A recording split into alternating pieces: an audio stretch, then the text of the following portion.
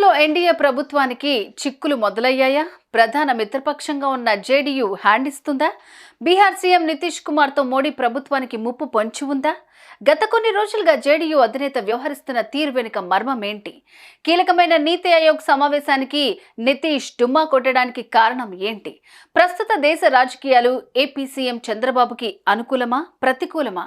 NDA king maker నితీషా, చంద్రబాబా?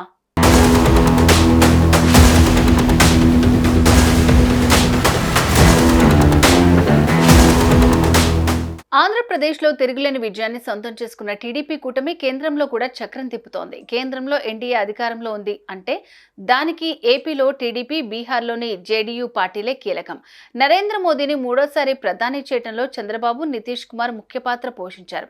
2019 ఎన్నికల్లో సొంత మెజార్టీతో ప్రభుత్వాన్ని ఏర్పాటు చేసిన బీజేపీ మిత్రపక్షాలను డోంట్ కేర్ అన్నట్లుగా వ్యవహరించింది. అయితే ఈసారి మెజార్టీ మార్కుకు 32 సీట్ల దూరంలో నిలిచిపోయిన బీజేపీ మిత్రపక్షాల మీదే ఆధారపడింది.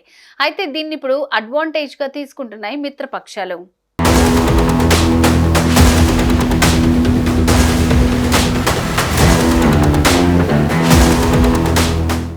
ఎన్డీఏ వ్యవహారంలో టీడీపీ అధినేత చంద్రబాబు వ్యూహాత్మకంగా అడుగులు వేస్తున్నారు.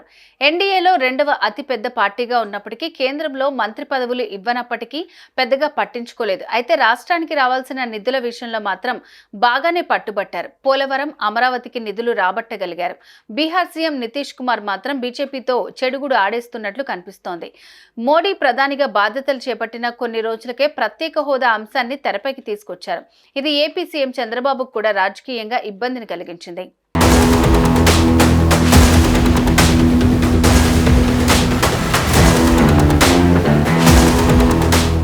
మొన్న నీతి ఆయోగ్ సమావేశానికి ఎన్డీఏ ప్రధాన మిత్రపక్షమైన బీహార్ సీఎం నితీష్ కుమార్ డుమ్మా కొట్టడం రాజకీయంగా ప్రకంపనలు సృష్టించింది.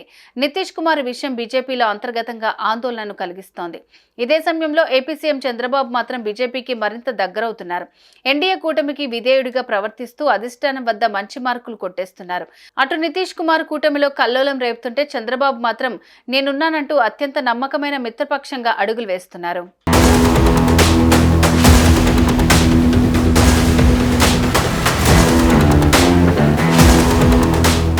జాతీయ మీడియా సైతం చంద్రబాబును ఆకాశానికి ఎత్తేస్తోంది. చంద్రబాబే కింగ్ మేకర్ అంటూ, మోడీ తర్వాత నంబర్ 2 అంటూ కథనాలు రాస్తోంది.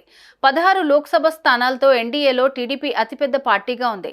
12 స్థానాలతో ఆ తర్వాత స్థానంలో జేడీయూ ఉంది. టీడీపీ కంటే జేడీయూ స్థానాలు తక్కువే. అయితే నీతి ఆయోగ్ సమావేశంలో ప్రధాని తర్వాత అటు జాతీయ మీడియాలో చంద్రబాబు బాగా ఫోకస్ అయ్యారు. ఆ సమావేశంలో ఆయన పలు కీలక సూచనలు చేశారు.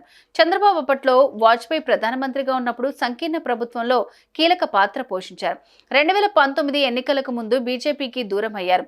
గత అనుభవాల దృష్ట్యా మరోసారి బీజేపీతో స్నేహం చెడిపోకుండా ఉండేందుకు చంద్రబాబు తనను తాను తగ్గించుకుని ఉంటున్నారు.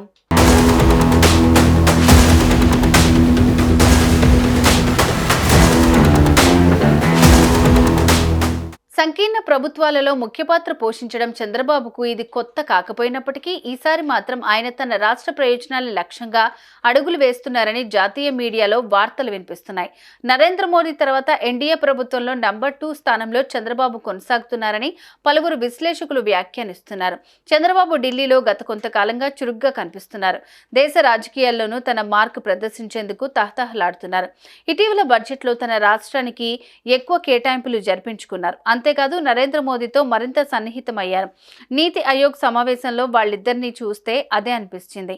దీని ప్రకారం ప్రస్తుత కేంద్ర ప్రభుత్వంలో చంద్రబాబు నంబర్ 2 అనడంలో ఎటువంటి సందేహం లేదని ప్రముఖ జాతీయ వార్తా విశ్లేషకులు చెప్తున్నారు.